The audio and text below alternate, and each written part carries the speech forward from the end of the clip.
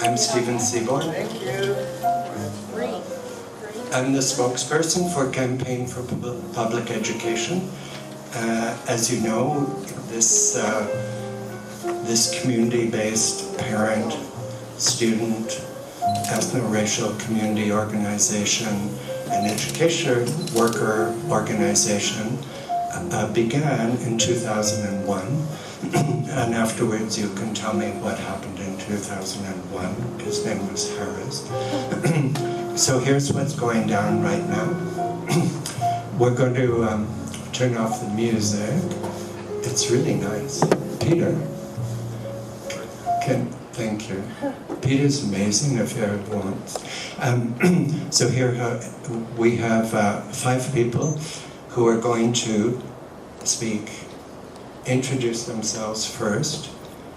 They'll speak, give a short statement. After the 5 have done, we'll be taking questions.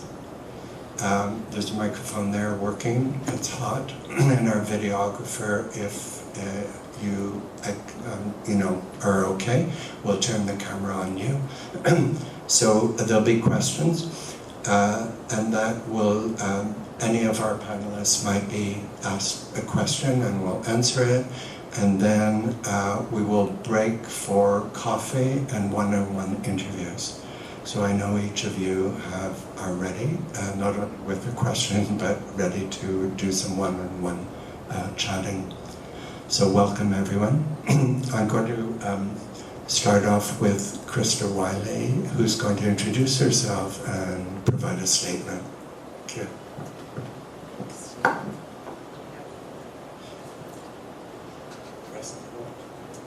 You have to hold it. You have to hold it. Try it. There we go. Thanks. Technically challenged. So my name is Krista Wiley. I'm one of the co-founders of Fix Our Schools, which is a parent-led, Ontario-wide, non-partisan campaign that has been around since 2014. Our focus has always been on striving to ensure that all publicly funded schools in this province are safe, healthy, well-maintained, and provide environments that are conducive to learning and to working.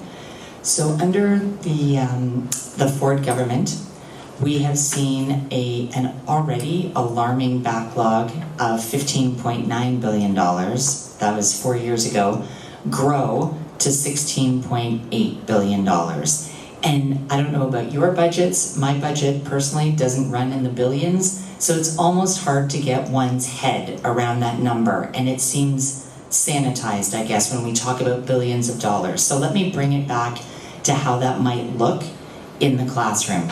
So for my son, the way that manifested one year is he came home and told me he was learning in a classroom that was 12 degrees Celsius. And I thought he was mistaken in this science experiment. And he said, no, Mom, it's been freezing. And we've been wearing our winter coats and our hats and our mitts, as has our teacher. So that's what $16.8 billion of disrepair actually looks like in the classroom for both the children and the adults in those classrooms. We've heard from countless parents over the years that we've been around about children who hold it all day. They refuse to use the washrooms in public schools because they are disgusting, which then leads to health issues, quite frankly. You have things like classrooms that are too hot in the shoulder seasons, which we're now seeing increasingly with climate change. We're seeing extreme heat in the spring months and in the fall months. So we've had classrooms registered at almost 40 degrees Celsius. Certainly not an environment that is conducive to learning or working. We see windows that are broken. We see playgrounds. Actually, this is an interesting aspect of school infrastructure. Playgrounds and portables are not even counted in that $16.8 billion of disrepair. Things like asbestos remediation, not included. Things like air quality, which has never been as interesting or worrisome as it has been the last 2 years in the midst of a global pandemic. All of a sudden we know that ventilation and air quality is not just a nice to have, it's a must have. And yet we see a government under Ford that references the amount of money that has been spent, while never, as a conservative who seems to pride themselves on running things like a business, never once refers to actual outcomes. And so we actually, as parents, as teachers, as education workers, as students, we have no idea what the actual air quality is in classrooms. We simply know that HEPA filters have been installed in a certain proportion. And yet, if you just pull back one layer of the onion on that and speak to any expert engineer in ventilation, we know how many contributing factors there are to the indoor air quality that people breathe in that classroom. So shame on you, Ford, shame on you, Lecce. You have done an extremely disappointing amount to ensure the safety and health of our children in schools in the last couple of years. So we are looking for a government that will put standards in place that does consider not only the school buildings, but the portables, the school yards, that takes into consideration things like classroom temperatures, asbestos, indoor air quality, those aspects that we believe and know are so important, not only to the health and safety of the people in the buildings, but also, quite frankly, to learning outcomes. There is a myriad of research that would underscore that good learning environments lead to better learning outcomes. And so we're looking for a government that will have the courage to develop those standards and more courage, fund them. Ooh, I don't know what's going on. There we go. Fund them. This is a fairly simple issue, quite frankly, that requires funding and money, proper funding. So that's what we're looking for, and a reversal in the lack of transparency by this government. The former government partnered with Fix Our School and actually released on a detailed school-by-school basis the disrepair in each specific school. And since Ford took office, that has been behind a layer of opacity, zero transparency. So we're also looking for a return to transparency into the disrepair. So with that, I will turn this over. I don't think it's a user issue, I think it's a... We all think it's a user issue. Our amazing techie, let's put our hands together for Peter.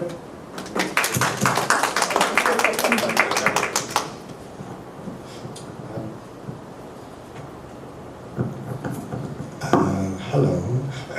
So, Krista, thanks so much. We're going to hear next from a teacher and a president of a whole bunch of teachers who's going to introduce herself. And then she's going to tell us, Jennifer, what do you want? What are you looking for? Thank you. Hello, everyone. I want to thank Campaign for Public Education for inviting me to speak here today. My name is Jennifer Brown. I am a teacher and the president of the Elementary Teachers of Toronto, and I represent 11,000 teachers. I am here today to state that Doug Ford's cuts are not coming. They are already here. And it is a problem. We have the opportunity to have a solution come June 2nd. At this moment, our children need more support, not less. Our children need this support, but instead, as a direct result of Ford's cuts, the TDSB has announced cuts to education. Currently, our children need more teachers and guidance, not less. And as a direct result of the Ford government's cuts, the TDSB announced pink slips for hundreds of elementary, high school, as well as DECE workers. The TDSB 2022-23 school-based staff allocation states that 465, I'm using my teacher voice, 465 elementary school teachers, including 31 special education teachers, will be pink-slipped. 59 more high school teachers, including 5 special education teachers, will also not be coming back. This is not okay. This is not what's in the best interest of public education and our students. In addition, 83 designated early childhood educators will be cut. And this denies our youngest learners the rich, educational, play-based environment they need to foster a love of learning at the most tender age. The spin you will hear is that the projected enrollment is the issue. There we go. Just needed a little hit. But the truth is that every one of the teachers and educators that will be cut are needed and should be in the classroom, creating smaller class sizes and helping students overcome the massive learning gaps that the last 2 years have created. On June 2nd, I want to see a change in government. I want the public to choose for a government that will not continue to make cuts to education. Vote for a political party that will commit to funding education and making investments in public education permanent, and mostly fixing the funding formula.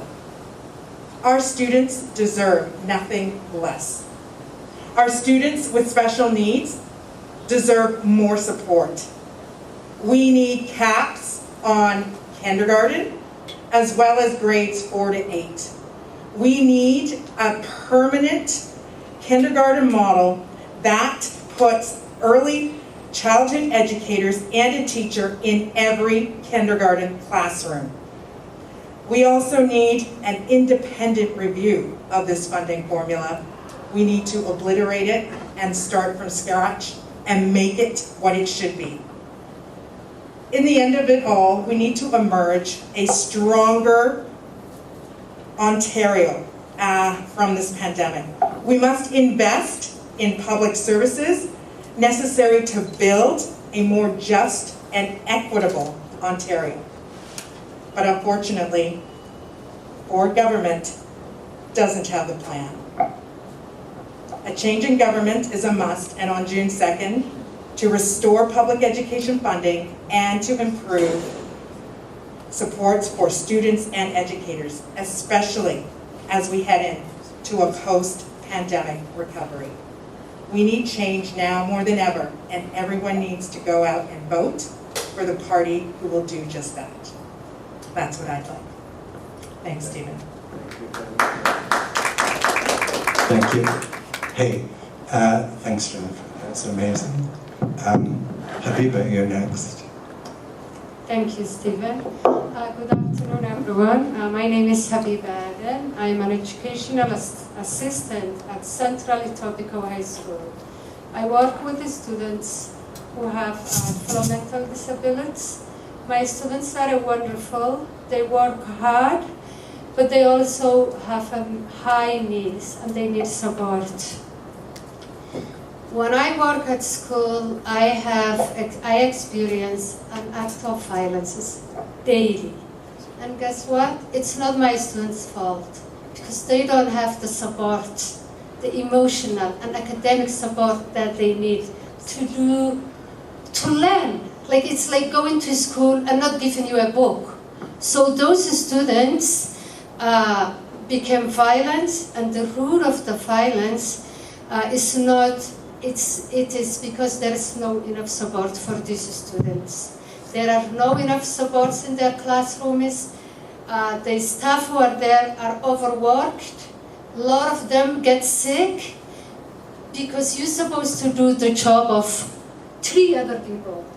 And it's impossible. And guess what? That goes back to the students. and they really get frustrated and become violent to their peers and to the educators.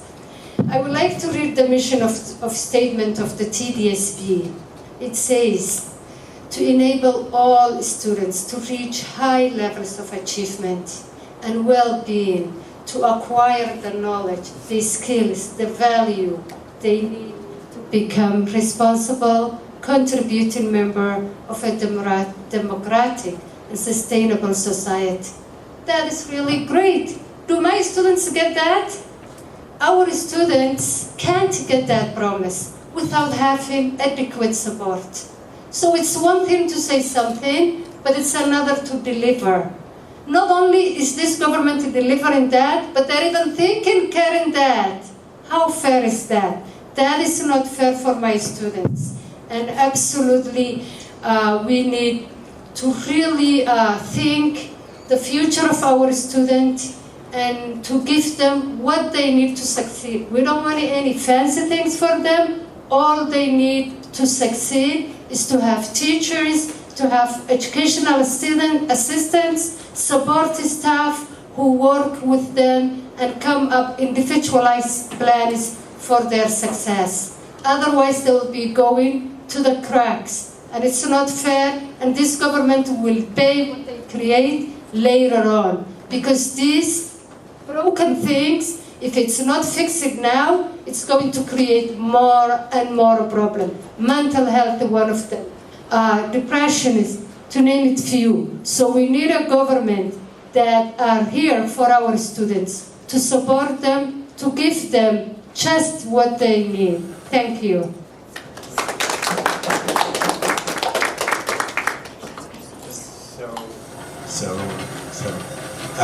And welcome. Angela is next.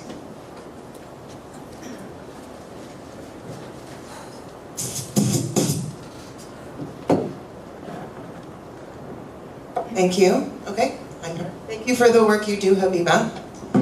I'm just going to put my glasses on because I realize I can't see anything. Hi, everyone. My name is Angela Brandt. I'm the president of the Ontario Autism Coalition. I get a thumbs up. Thank you. We are, and I very proudly say that we are. I will use my advocate voice. Oh no, wait, it's back. I proudly say we are the only advocacy organization, or only organization for that matter in the province, that made this current government stutter. And we would have been more effective, but we had a pandemic. And I always say the best thing that happened to this government is the pandemic, because it allowed them to hide their incompetency behind, the policies. Not only am I the president, I also have a teenager with autism. This past month of April was Autism Awareness and Acceptance Month. It recently passed, but did we see any action from this government to address? There are over 50,000 children waiting for autism services. Did the autism community even see acknowledgement from this government on World Autism Awareness Day? No. All we saw was more partisanship and additional gaslighting. I attended the budget on April 28th at Queen's Park last month, and the Minister of Finance kept referring to the PC party as the party of yes. And the only thing I could think to myself as I'm sitting up in the gallery was, what about saying yes to children of Ontario? What about saying yes to children with autism and their families? What about saying yes to education and education workers that support our children? Doug Ford's budget includes a hidden $1.3 billion decrease in education funding. Over 3 years ago, Doug Ford's government destroyed the Ontario Autism Program in a very oafish attempt to clear the autism services waitlist, which they also secretly froze in the fall of 2018, almost immediately after taking office. This was their plan all along. Since the waitlist was frozen, almost no children waiting were able to access life-changing therapy. Because of this disastrous policy blunder, an entire generation of children with autism will not reach their full potential, and as a result, will not have the best possible quality of life. Children with autism need additional support, especially now in Ontario. There are now over 53,000 children still waiting to access life-changing therapy. That's more children than the capacity of the Sky Dome. If we filled the Sky Dome with children that are waiting for autism services, it would overflow. This government promised to reduce the wait list, but instead they more than doubled it. There has been zero urgency on the part of this government to allow access to life-changing therapy for our children. This government caused a bottleneck of children with autism who have received little to no support. And because of that, some of these kids will never gain the skills to recognize danger, to attend to tasks, or to even not injure themselves or others. There is no justification for less funding and less support in school. Our children need more support to learn, to socialize, and to just be safe. And yet, this government is looking to save money on the backs of our children.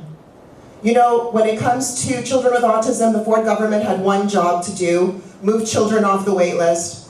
They failed miserably. The Ford government continues to fail all children. Our children will not get those years back. The Ontario Autism Coalition will continue to advocate for publicly funded needs-based services for autistic individuals that are accessible, ethical, evidence-based, and comprehensive. The election is less than a week away. We need to keep reminding voters that this government has caused irreparable harm to our children. And on that note, the Ontario Autism Coalition is having a day of action tomorrow. We're having protests all across the province, and there's actually one happening tomorrow in front of pretty close to here, in front of Robin Martin's campaign office, which is at 3191 Bathurst Street. It'll be tomorrow at 1 to 3. If you're able to come by, we would love to see this, get the support. Follow us on Twitter and on Facebook. Thank you.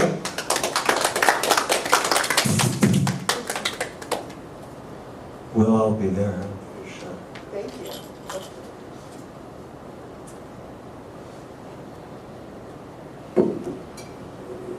Good afternoon, everybody. I'm Behan Farhadi. I have many, many hats. I am here today in my hat as a postdoctoral researcher at York University. I'm researching with Dr. Sue Winton the implementation of education policies during COVID-19, so I've got a lot to say. I'm also a parent to 2 children in the public system. I am also a secondary teacher, proudly. And I am also a research associate with the Canadian Centre for Policy Alternatives, and an article just dropped today analyzing the online education policy. So a lot of what I'm going to say here is more comprehensively detailed with respect to the evidence and all of that. What I became known for is my advocacy in 2019 in response to the proposal to mandate online education for secondary students. It's really important to remember that the proposal at the time was to raise class sizes from 22 to 28, and online education was going to be raised to 35. It was through public outcry, labor negotiations, historic, that we were able to not lose as much as we could have. Today, we're looking at 23 on average class sizes, but online education is still 30 to 1 if students actually get access to a teacher. We have opened also the floodgates for students to take online courses without a teacher behind it, a dedicated full-time teacher behind it. And so the other important thing that I want to mention is this policy, which was kind of concretized in February, made clear that while we're talking about opting out of online learning, it doesn't matter if students opt out because districts still lose the funding. Every secondary student coming into the system is funded for 2 online credits that are calculated 30-1. So this is a cut, no matter how we perceive opting out. If there's anything to opt out of, because we're going to likely lose programming options in person. And so we saw during the pandemic, and this has been part of my work, the expansion of these policies that are intended explicitly to remove funding from public education. We saw this expanded into K-8. And we saw that through the implementation of virtual schools, which are now legislated. Full remote instruction is a requirement for boards. There was also a proposal dropped, which has quietly disappeared, that detailed school boards would not receive additional administrative funding. And so now we're instituting a proposal that is really set to maximize the potential of online education to take funding away. We have, during the pandemic, been so grateful for the access to online education during these closures, but recognize that this was a temporary emergency measure that all provinces otherwise have moved away from, except Ontario, which has, especially in elementary, embraced the shortcomings of this model rather than addressing what has been found to be the importance of in-person education. We have study after study about, from the context of public education, especially for our most vulnerable students, most vulnerable to systemic inequities, our youngest learners are going to, with the election coming up, if this government is elected again, we're going to see the unique to Ontario, again, it's not happening elsewhere, we're going to see online education being used in our public education system to remove supports for our youngest and most vulnerable learners. And so I'm also a parent to 2 elementary age children, and I had them home, and I have the resources and expertise to deliver all kinds of awesome stuff. And I still recognize the importance of my children returning to school in person with investments for a safe environment to learn. And that is really important because unless our in-person offerings are fully funded, robust, safe, we don't have crumbling infrastructure, we don't have students freezing in their classrooms, we cannot talk about the possibility of investing millions and millions of dollars in corporate learning management systems and supporting a fraction of students who could maybe have the supports they need to learn at home. But students, by and large, at scale, need the expertise, the support, the live in-person access to a teacher and social life to thrive. So what we know is that kids are looking for a classroom with a in-person teacher that responds in real time. We know that kids are looking for a classroom where they can experience investment, have not just the basics, but also an opportunity to thrive, in schools that are not crumbling under neglect. And we deserve a government, and we can afford a government to invest in strong in-person public education across the province that doesn't siphon away funding from in-person supports toward online education in all the kind of configurations that we currently have it. So that's all I've got to say.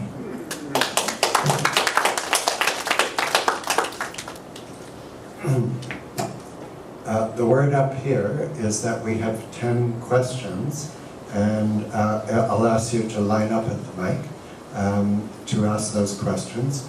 We're ready to receive them.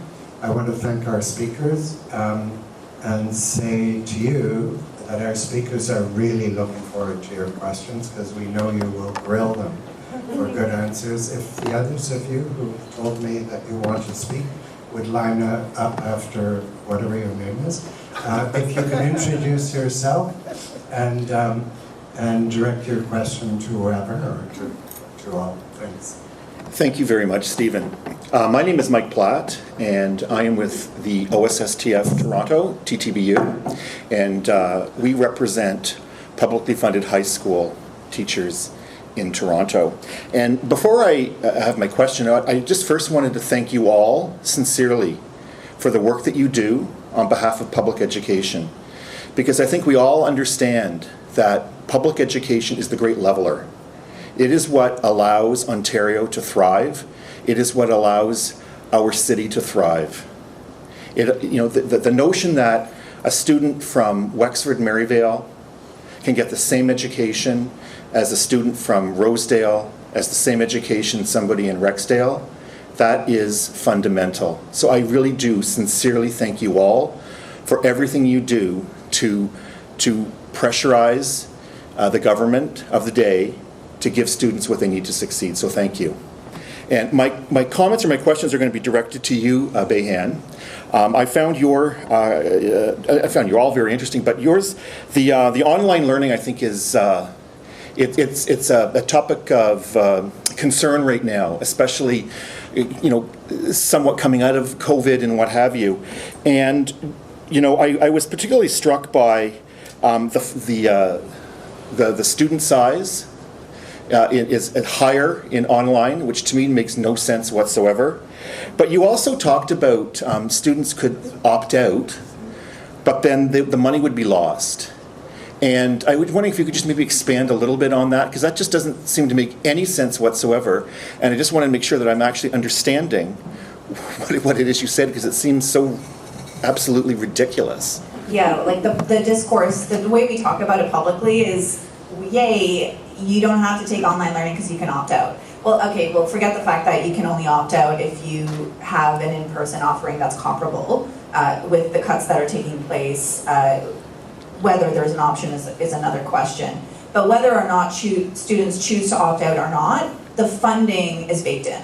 And Ontario Parent Action Network and Ontario Education Workers United have done a good campaign as of late talking about the increase, I think it was 23%, or the 23% loss, I think, in funding is what they had calculated. And because the technical papers that we reviewed just this year, it's per student. So that you're going to, over the years, see that for every student coming into grade 9, they're going to lose funding by the time they get to grade 12, whether they take online learning or not. And that also doesn't account for the fact that there's no minimum online learning courses. So we also have students who could be taking courses online, and this demand is manufactured. So we're going to have students possibly wanting to take online courses for a number of reasons, again, may not have access to programming, and those students are going to eventually transition into independent learning center that has no dedicated teacher, that has no class size cap. That's going to make 30-to-1 look good, right? And so it's just the devil is in the details keeps coming up to me, because as much as it sounds so good that students can opt out, the impact's already done. It's there, and there's only the only option to reverse this is to elect a government that can defeat Doug Ford, because every other party is committing to reversing this. Every other party is committed to ensuring that we don't have even hybrid education. Thank you very much. Okay, we're going to go to someone called Drew. Please introduce yourself. Hi, my name is Dhruv Jain. I'm a parent of 2 elementary children in the TDSB. I was wondering if the recording for today was going to be made available to the press, but also the community members, so that we can share the kind of deep insights that all of you have brought up. Like, I know for a fact that parents in my schoolyard have no idea that cuts are coming. Most of the parents I know have no clue about what it means to have a child with autism, or to have because I've got elementary kids, they don't know what e-learning looks like in the high school years. So I was wondering if this recording for today was going to be made available so that we can share that and educate the press, but also the media and parents, because unfortunately what we have seen in this election is that education has been shoved down to the very bottom of the agenda, and no member of the press has even bothered to identify that $1.3 billion of cuts are coming and are actually are here, as Jennifer said, and they haven't said it. Colin DeMello is not talking about this. Travis Dunraj is not talking about this, and so I want to know, how are we going to get this out there? Okay, I have the answer because I actually just talked to our videography in our media booth, who has been recording, and by mid-afternoon, these will all be posted online. So I'm asking each of you to retweet, to go on the two bodies, the two social media bodies of Campaign for Public Education, both named Campaign for Public Education. One is the Twitter feed and the other is Facebook. Please like us, become a friend. Our numbers are going. So that's how it's going to happen, and we will make that happen this afternoon. And so the press will have, the rest of the press will have it. Thanks. Hi, thank you for all being here today. I really appreciate it. I'm also as well a Toronto education worker. I'm a special needs assistant and as well a mom with a daughter who has autism. All right, so my thing is I'm looking for special education funding because we're suffering. Again, as you mentioned, that our kids with autism out there are suffering. They're without proper support. There's not enough support. And they're being plunked into places where it's just where they shouldn't be. It's just, I'm actually beside myself when I hear that, no, you cannot have a support staff because she's going to a congregating setting. So she cannot be in a neurotypical class because she cannot maintain, we don't have enough funding, the cuts are just phenomenal. So I'm also advocating as well, I'm also on parent council. And as well, I sit on parent council with Adventure Place, which is now Luminous. And it's interesting that this is what we're asking for. Special education funding. So. The special education, sorry. I just wanted to mention the special education funding formula is a nightmare, and trying to figure, I'm a statistician. Okay, like I'm a math person, and I look through and I'm like, this makes no sense. Yeah. So not only does the formula not make sense, but the schools are actually not accountable as to how it's spent. All of that needs to change. And programs are cut. Programs are being cut across. They used to have great programs that you could go, and they're cutting them more and more for spec ed. Yeah. They're just cutting them. Thank you. Thank you. Thank you, Dora. It looks like the government is looking for the most vulnerable people in our schools. Yeah. Like these children are the ones that need the most support, the most programming, the most dedication. And it looks like we are neglecting that, so the government needs to stop that and think those are real people. Those are other people's children. Those are heroes in some households. We cannot just put them under the rug. Thank you. Thank you.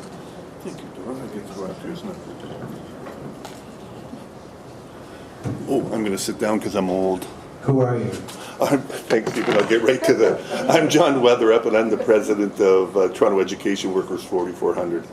So I've been here for a while, and the Need to Succeed signs are interesting since we were around when they started. I remember meeting just a while when she started up with Fix Our Schools. But the Need to Succeed signs have a special meeting. This is what brought down the... everybody lays claim to bringing down Mike Harris, but this was the signs that were used to have the trustees vote to bring supervision into Toronto. So, I mean, so just the history of it was Kathleen Wynne was involved, whether you like the Liberals or not, whatever your perspective on it. There was a number of NDP trustees. and they voted. And every time our school board had been put under supervision, they received extra funding. And we've never been able to convince these trustees to take a stand. So we're going to have our provincial election. 2019, I went in front of them and told them, why would you make the cuts to special education in particular? We have 3,000 members and DECEs. And the trustees said, don't worry about it. And the great thinkers of the time said, we'll defeat Ford in 4 years. And I thought, well, that's working out really well. If you remember Mike Harris, it was the same story. It was like, don't worry about it. 4 years from now, Mike Harris, nobody's going to like him. He'll be voted out. So my question is probably for 3 or 4 of you, because it will start with the virtual learning. We represent DECEs, and it's going to go to what Habiba talked about, violence and mental health issues, and dealing with autism. So learning for children with special needs and or are most vulnerable during this period has been horrible. Like, you're not learning online, you know, whether you're going to school or not at the time. So just starting off on my left, like, what is the impact of not being able to deal with the early childhood development at the earliest stages, so that the resources could be put in place? And I put that in perspective. Some may not know, and I agree with you on the funding formula. Spec Ed funding formula is the black box at Nova Scotia, or wherever they came up with that crazy formula. Every year, 3,000 children go through JKSK without any type of resources because they refuse. They find in grade 1 that they now have these children with all these issues. So putting it in that perspective, then that leads to the mental health issues and the violence issues, because if you don't catch it early enough. So could you comment on just the beginning, and then you could call from the parents what's happening, but what is the impact on young children, where virtual learning, as far as I can tell, is almost useless for young 5 and 6 year olds, or 4 and 5 year olds actually? Yes, and arguably throughout the tenure of formative development for children in a public system. The impact, I think, was captured by the Ontario Human Rights Commission, who issued a letter in 2020 saying that students with disabilities, students who needed to access special education programming were failed, and said that the government needed to implement a rights-based framework in their planning ahead. Didn't happen. Call for a roundtable. Didn't happen. Expertise, and I include parents in that, first and foremost, who know their children best, are just not regarded as having a say, and education workers who work with students on the front lines, and education support workers who are vital to the functioning of classroom and a school as a community were not consulted. And so I think what virtual education is doing is treating, and we see this a lot with Doug Ford talking about children as if they're just like little robots we're trying to churn out for work to be workers. And that is actually not what the definition of public education is in the Education Act. Thank you. So in terms of the youngest children, especially those with special needs and autism specifically, I mentioned as I was speaking, these kids are just never going to reach their potential. They're just never going to gain the skills. And I think Habiba mentioned it earlier. Our kids become adults, and as they get older and they don't have these skills, it's so short-sighted to save this money now, because it's an investment in their future, and they're going to be, the amount of money to support them as adults is going to be exponentially higher to what the cost would have been to support them now. I have a son myself with high needs, and I realized I came from a privileged perspective because I had funds to pay out of pocket when he was young. I know a lot of parents don't, and even me, I was not able to sustain it for more than a year and a half, really, because who can afford $100,000 out of pocket? Nobody really. I couldn't, but we managed. But one of the things that I say, like people ask me why I got into advocacy, and this speaks to the complete inequity, is I love my son very much and I did everything for him because he's mine, but he's no more deserving than any other kid. And that's the problem that we're seeing right now, is this inequity. Like, for some reason, some kids are getting more support, some kids are getting less, and there's a really strong correlation with the education and income of parents. with how well children do, but that's not the point of public education. Publication is supposed to be the equalizer, but that's not happening. And that's the issue. And you know, you were talking about the youngest learners, but also I think about my son, whose birthday is tomorrow. He's turning 17. But you know, over the pandemic, it was, you know, the puberty, and whether you believe or not, but scientifically we know that there's another window of neuroplasticity during puberty. And so, you know, there are windows. So we have the youngest learners, and then we have any other learner that has, you know, an additional window of neuroplasticity, or, you know, life event. They're going to need this additional support, and it just didn't exist. So that's, we're going to see it in a little while, and I am not looking forward to seeing what the outcome is of that.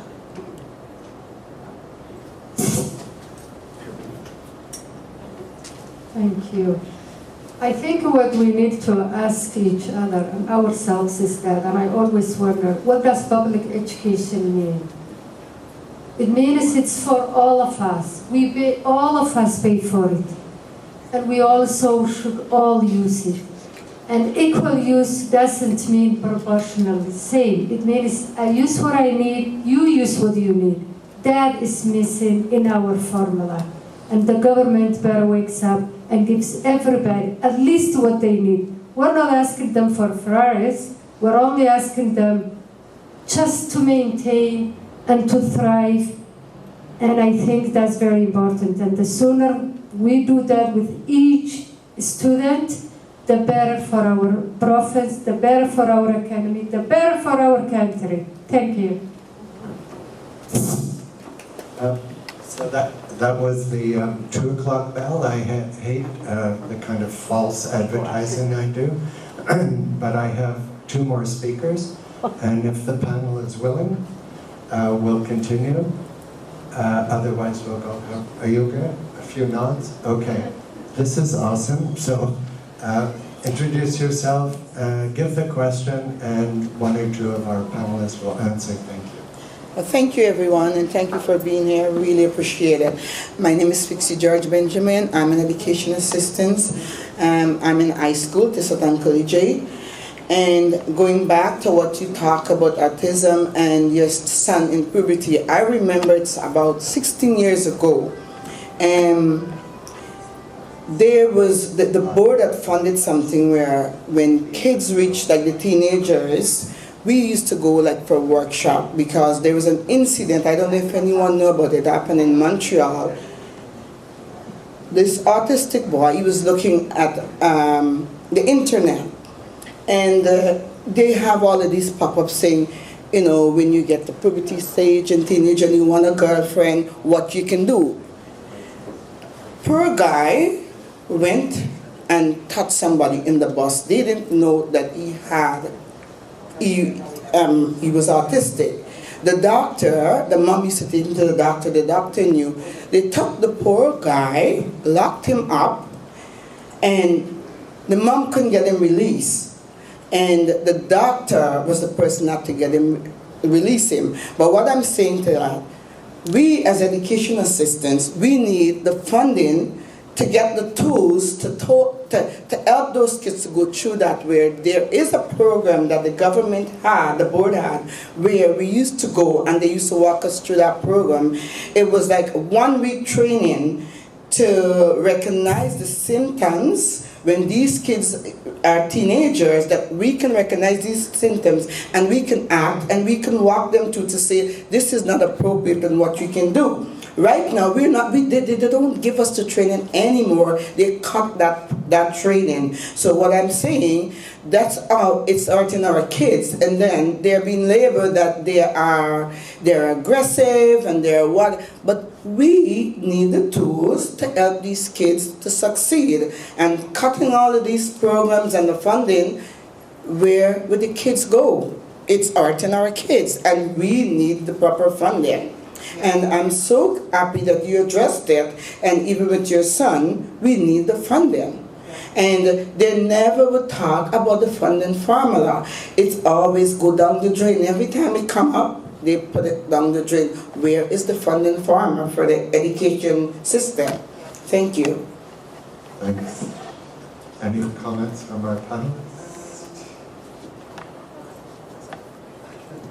Yeah, no, thank you for sharing that story. You know, it stresses how early intervention and how constant support through the lifetime will really benefit kids. So that, like that boy that you mentioned in Montreal, if he had intervention when he was younger and he was taught appropriate skills, that incident would have never happened.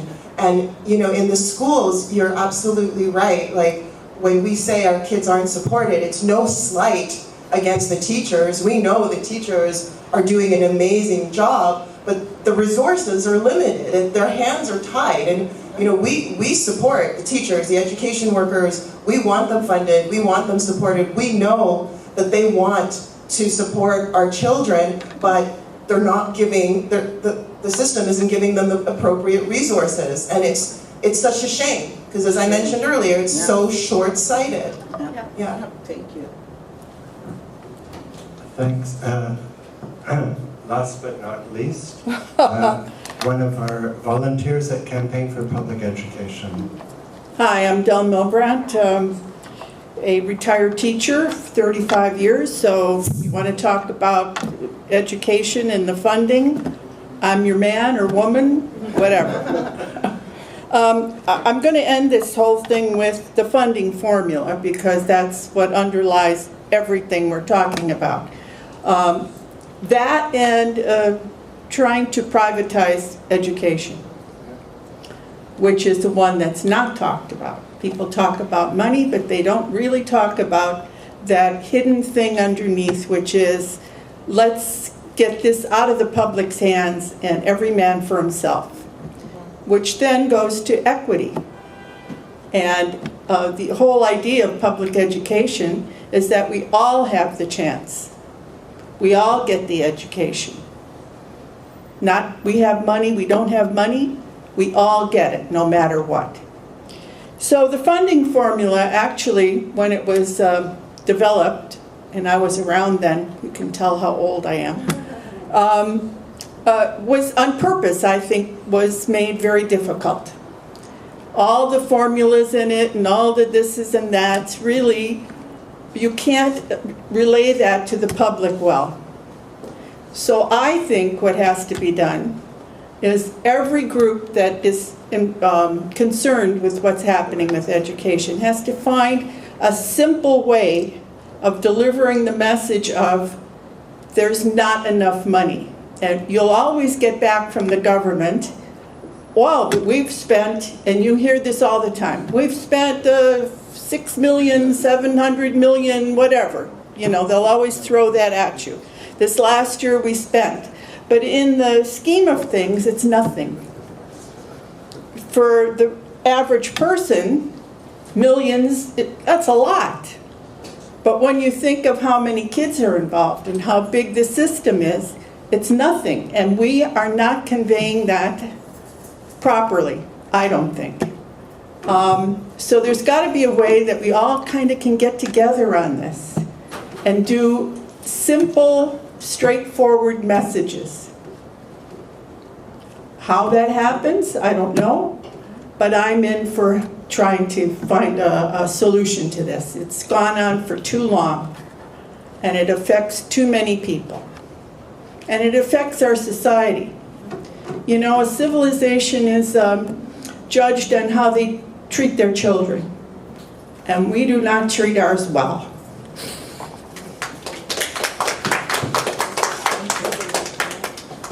Okay. But I just have to say, Del, thank you for the intervention.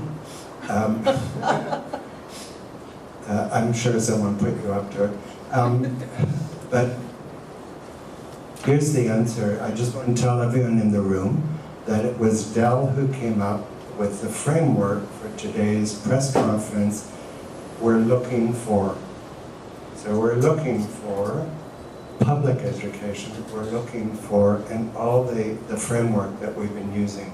And we hope Take it, it's yours, use it at will. I just wanted to add to what you said, and I agree that, you know, society is judged by how we treat the most vulnerable, and I just wanted to make the last point about Ford. As humans, right, whether you're a philosopher or not, but as humans, we have a social contract. We take care of each other. Ford broke that contract.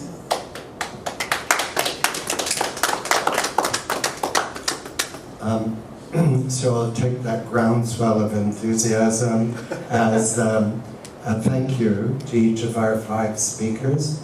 I'll tell you, I'm blown away by what happened just now. Like, I am so happy that we did this, and I'm so looking forward to what happens after June the 2nd, because if we're up against the new government, like, they don't stand a chance. Like, hello. So now, I want to invite all of you to do your one-on-one interviews over coffee, or just get to know each other and exchange email addresses. Thank you very much for coming and for participating. There's all kinds of... Mike, will you tell us what's